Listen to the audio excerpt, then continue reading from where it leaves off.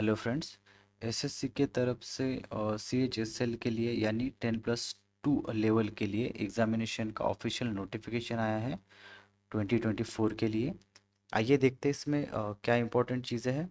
सबसे पहला फॉर्मेट यहाँ पर इम्पोर्टेंट डेट को लेकर दिया गया है फ्रेंड्स, जिसमें date of submission of online applications 8 April 2024 से 7 मई 2024 तक दिया गया है।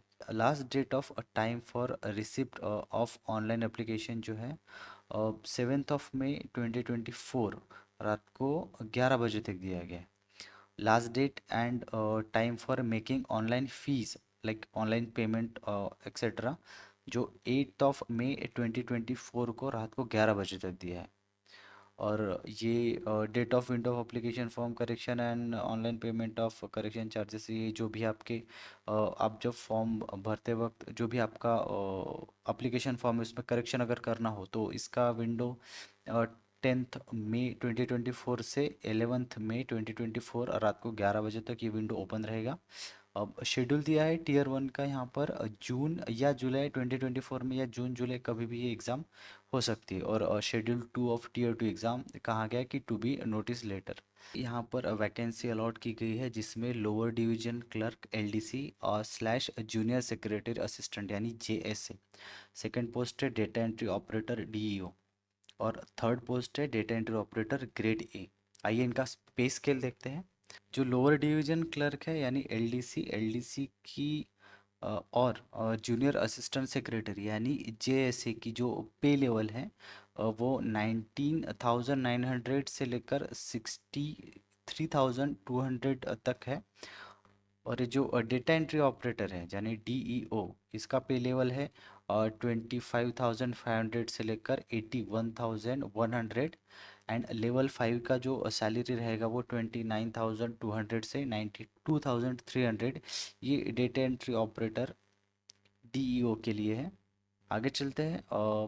Data entry operator grade A के लिए जो पे लेवल स्केल 4 है वो 25,500 से 81,100 तक रहेगा। दोस्तों यहाँ पर वैकेंसी की तरफ बढ़ते हैं, देखते हैं यहाँ पर total number of vacancy 3,712 vacancies यहाँ पर दी गई है जो कि अप्रॉक्स कहा गया है। इसमें से वैकेंसी बढ़ भी सकती है।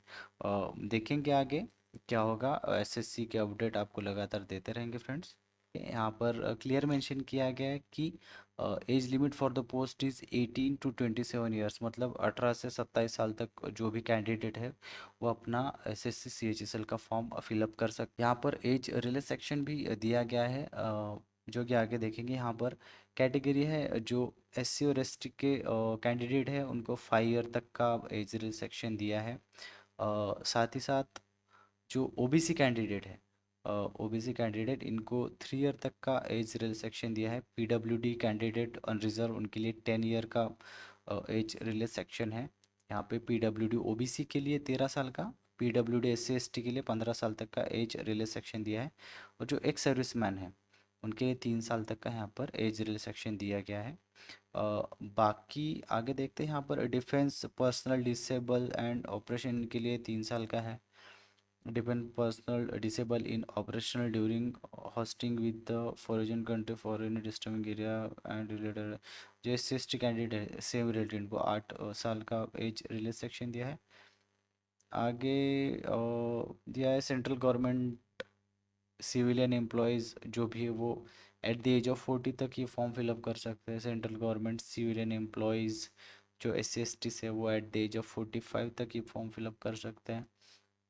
जो विडो डिवोर्स वुमन है जुडिशली सेपरेट वो एट द एज ऑफ 35 तक ये फॉर्म भर सकते हैं। और जो विडो वुमन्स है like judicially separate and divorce woman SC को लेकर उनको एट द एज ऑफ 40 तक ये फॉर्म वो फिलअप कर सकते हैं।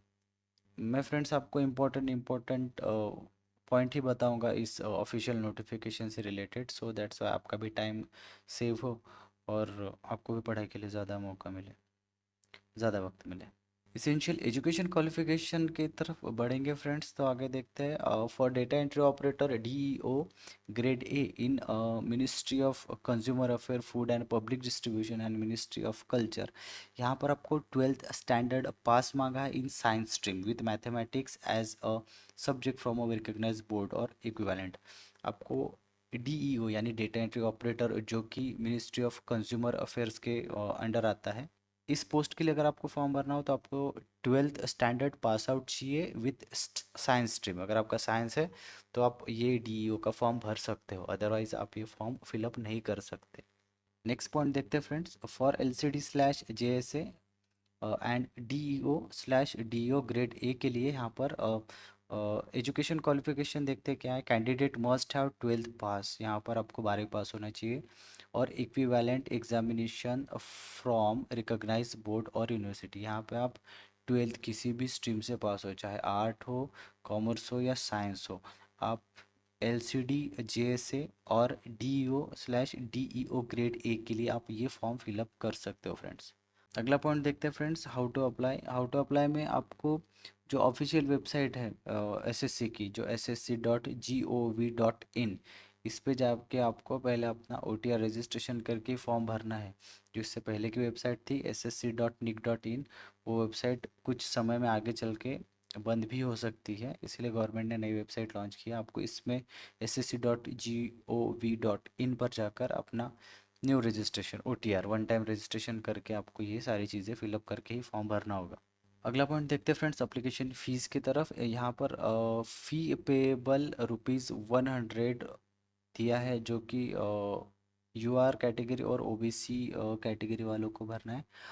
एंड देन यहाँ पर मेंशन किया है woman candidate and candidate belong to schedule caste SC, schedule tribe ST, person with benchmark disability यानी PWD, and ex serviceman ESM, इन लोगों को एक्सटेम्प्ट किया है पेमेंट को लेकर, इनको फीस नहीं देनी पड़ेगी।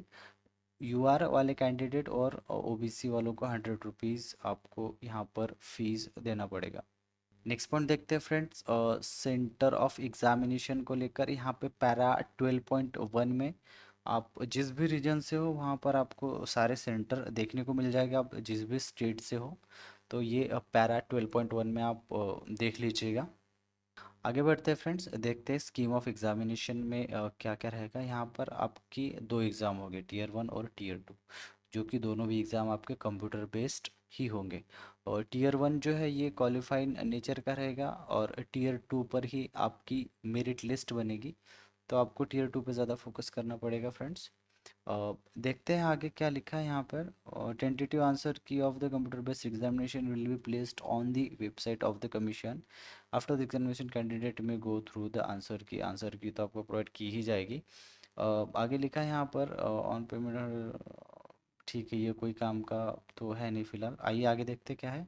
टीयर 1 एग्जामिनेशन के तरफ बढ़ते हैं फ्रेंड्स। यहाँ पर आपको 4 सब्जेक्ट देखने को मिलेंगे। पहला English language, second general intelligence, third आपको मिलेगा एप्टीट्यूड जिसे मैथ्स भी कहते हैं, और फोर्थ मिलेगा आपको जनरल अवेयरनेस। ठीक है, ये 4 सब्जेक्ट आप लोग को देखने को मिलेंगे फ्रेंड्स। ईच सब्जेक्ट जो है उसमें 25 क्वेश्चंस रहेंगे और 50 मार्क्स रहेंगे। मींस आपके टोटल 100 क्वेश्चन रहेंगे फ्रेंड्स, और टोटल 200 मार्क्स रहेंगे, 200 मार्क्स रहेंगे। इसके बेस पे ही ये टीयर 1 एग्जामिनेशन होगा। आगे देखते हैं। टीयर 2 एग्जामिनेशन के तरफ बढ़ेंगे फ्रेंड्स। देखते हैं यहाँ पर आपको सेक्शन 1 में दिया है मॉड्यूल 1। मॉड्यूल 1 में आपको मैथमेटिकल एबिलिटीज़ के टोटल क्वेश्चन 30 देखने को मिलते हैं। यहाँ पर मॉड्यूल 2 में जो आपको रीजनिंग एंड जनरल इंटेलिजेंस के 30 क्वेश्चन, यानी आपको सेक्शन 1 में टोटल 60 क्वेश्चन देखने को मिलेंगे।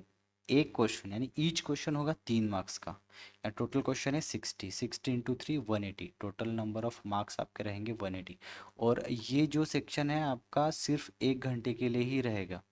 सेक्शन 2 की तरफ बढ़ते हैं फ्रेंड्स। यहाँ पर मॉड्यूल 1 और यहाँ पर आपको इंग्लिश लैंग्वेज एंड कॉम्प्रिहेंशन के आपको 40 क्वेश्चन देखने को मिलेंगे। साथ ही साथ सेक्शन 2 मॉड्यूल 2 में जनरल अवेयरनेस के आपको 20 क्वेश्चन देखने को मिलेंगे। यहाँ पर टोटल नंबर ऑफ क्वेश्चन 60 हो जाते हैं, same as it is section 1 में जैसा था। 60 into 3 180 total number of marks आपके यहाँ पर हो जाएंगे। सेक्शन 3 में देखते हैं क्या है। सेक्शन 3 मॉड्यूल 1 में आपको मिलेगा कंप्यूटर नॉलेज मॉडल। इसके आपको 15 क्वेश्चन देखने को मिलेंगे, ये भी क्वालिफाइंग है। अगर आप ये क्वालिफाई नहीं होते तो आपका मेरिट में आके भी कोई फ़ायदा नहीं, क्योंकि आपको जॉब नहीं लगने वाली। 15 × 3 45 नंबर आपको यहाँ पे भी देखने को मिलते हैं, मतलब 45 मार्क्स आपको यहाँ पे भी देखने को मिलते हैं। मेरिट बनाने के लिए बहुत ही अच्छा मौका जो कंप्यूटर नॉलेज मॉड्यूल सेक्शन 3 में जो होता है वो बहुत ही अच्छा देता है। And third and last section, यहाँ पर आपको स्किल टेस्ट यानी टाइपिंग टेस्ट यहाँ पर दिया जाता है 15-15 मिनट के लिए। पार्ट ए में आपको जो DEO department of ministry mention in para 8.1 में जो दिया है डीईओ के लिए, second DEO expected in department of ministry like data entry operator grade A के लिए ये, और जो third typing test for LDC lower division clerk and JSA के लिए जो दिया है। यहाँ पर अगर आप DEO data entry operator department in ministry, यहाँ पे अगर आप क्वालिफाई हो जाते हो तो आपको 15 मिनट का टाइपिंग टेस्ट देना होगा, सेम एज इट इज़। अगर आप skill test DEO expect except in ministry of department में अगर आपका होता है तो यहाँ पर भी आपको 15 मिनट का टाइपिंग टेस्ट देना होगा। अगर आपका सिलेक्शन एलडीसी में या जेएसए में होता है तो यहाँ पर फ्रेंड्स आपको सिर्फ 10 मिनट का ही टाइपिंग टेस्ट देना होगा।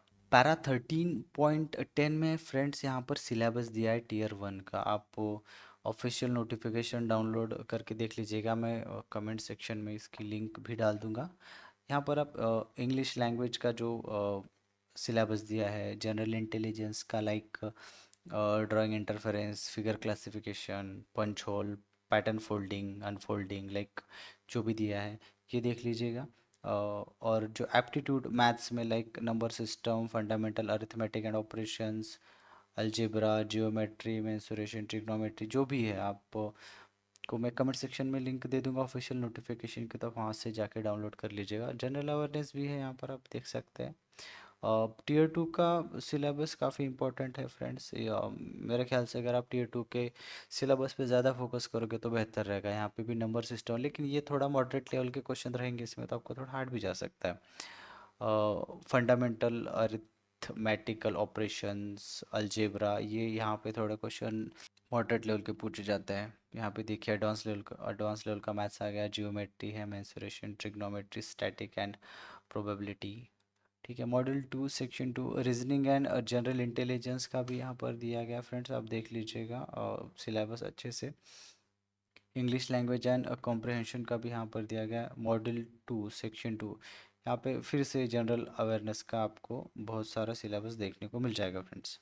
और ये भी इम्पोर्टेंट चीज़ है यहाँ पर कंप्यूटर प्रोफिशेंसी का, कंप्यूटर बेसिक्स पे जो क्वेश्चन आएंगे, लाइक यहाँ पे आपको दिया है सॉफ्टवेयर पे working with internal and emails के basic of networking and cyber security, यहाँ पर आपको कंप्यूटर का भी सिलेबस दिया गया है। मोड ऑफ सिलेक्शन में फ्रेंड्स यहाँ पर minimum qualifying marks in tier 1 and section 1 section 2 and module 1 of section 3 of tier 2 examination are allowed. देखिए अगर आप यूआर कैंडिडेट है तो आपको मिनिमम 30% स्कोर करना ही करना है। अगर आप ओबीसी या इकोनॉमिकल वीकर सेक्शन से यानी ईडब्ल्यूएस से आते हो तो आपको मिनिमम 25% सिक्योर करना है, और बाकी जो all other category SC ST जो है उनको 20% आपको मार्क्स सिक्योर करना ही है। ये क्वालिफाइंग नेचर के लिए दिया गया है यहाँ पर फ्रेंड्स। ये पैरा जो है ये काफ़ी इम्पोर्टेंट है रिगार्डिंग स्टूडेंट्स। जो 19 पैरा दिया गया है 19.1, आप इसको ध्यान से पढ़ लीजिएगा, क्योंकि ये बहुत मायने रखता है। यहाँ पर सीधे सीधे साफ तौर पर लिखा है action against candidate found guilty of misconduct. मतलब अगर आप एग्ज़ाम के वक्त अगर आप मिसबिहेव या गिल्टी फाउंड करते हो, आप पाए जाते हो, तो आपके खिलाफ ये सारी चीज़ें यहाँ पर दी गई है।